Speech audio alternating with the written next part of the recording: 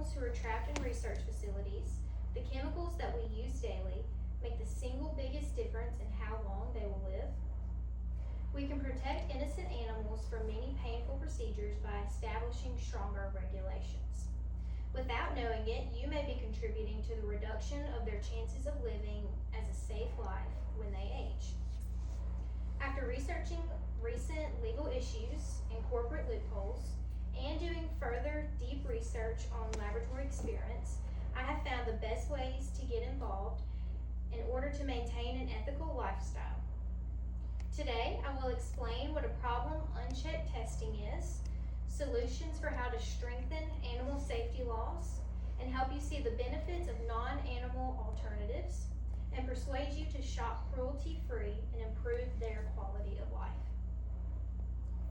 Many problems which result from or contribute to unchecked animal testing, according to Savannah Sherman, the author of Cosmetic Animal Testing, The Future of Cruelty-Free Beauty in Florida, from the Florida Bar Journal, she states that cosmetic and animal testing subject millions of living creatures to intense pain and suffering annually.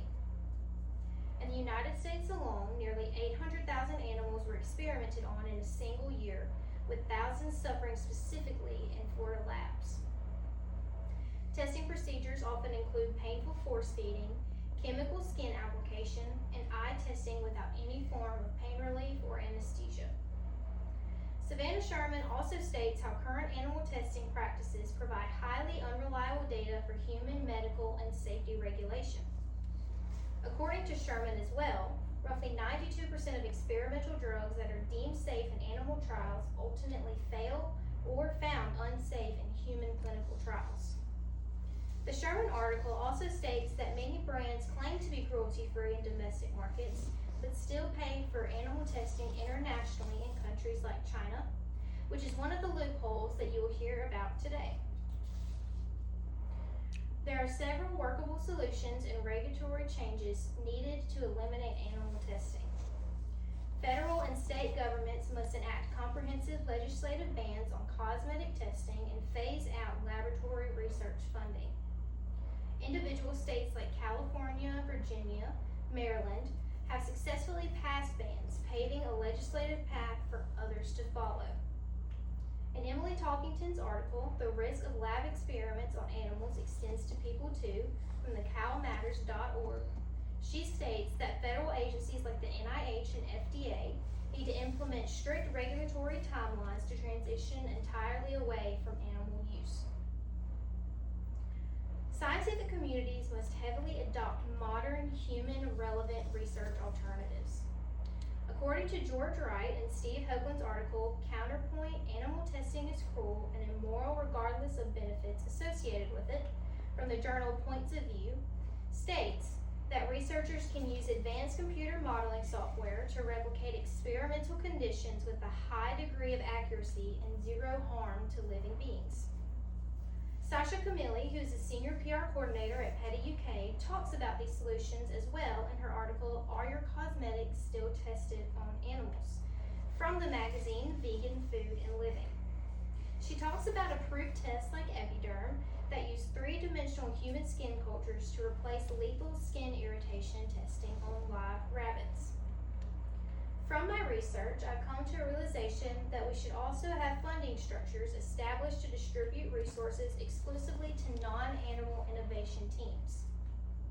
Adrienne Hatwell, the author of The Price of Progress from Vegan and Plant-Based Living magazine, states in her article that the academic centers should require dedicated grants to expand human-relevant technologies and completely remove outdated testing models in active classrooms.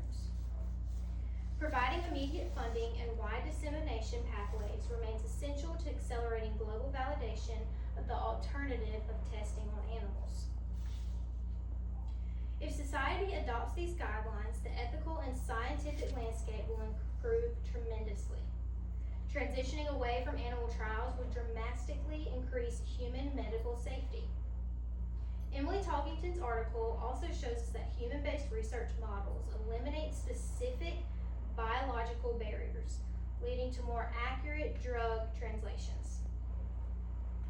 Overhauling research infrastructures ensures clinical trials are guided by human relevant data, speeding up the discovery of viable cures.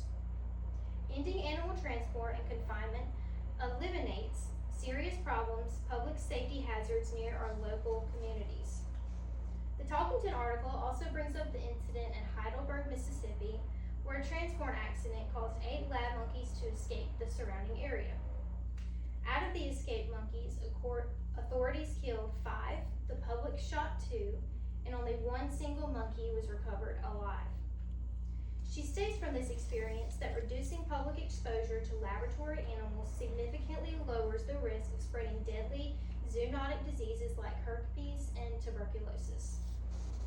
Embracing non-animal testing all creates a more ethical and transparent corporate marketplace.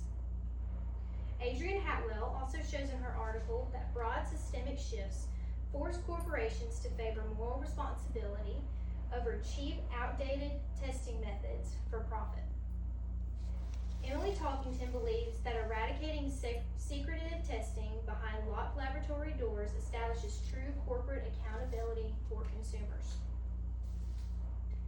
During my speech, I explained the problems caused by unchecked testing, offered solutions on how to strengthen animal safety laws, and helped you see the benefits of non-animal alternatives and persuaded you to shop cruelty-free and improve your quality of life.